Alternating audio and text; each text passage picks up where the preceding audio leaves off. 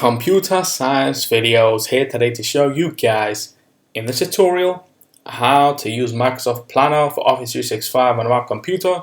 Tutorial 11, change the task's priority. Without further ado, let us start the video.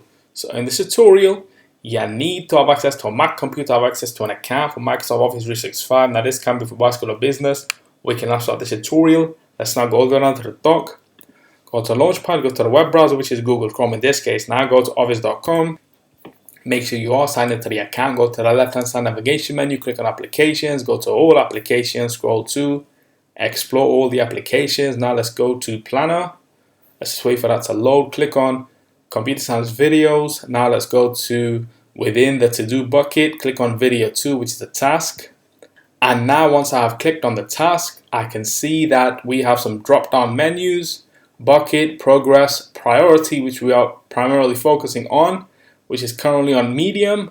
If I were to click on the arrow that points towards the bottom of the screen, let's click on this and now change it to urgent, important. It was already on medium, we can change it to low, as this could be a very urgent task which requires everything to be dropped and this to be the main focus.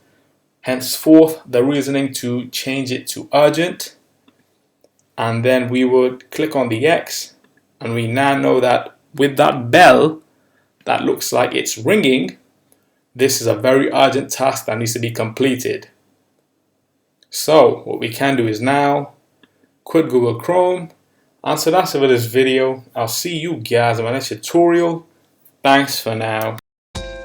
Thank you for making it towards the end of the video. Be sure to subscribe to my channel, Computer Science Videos.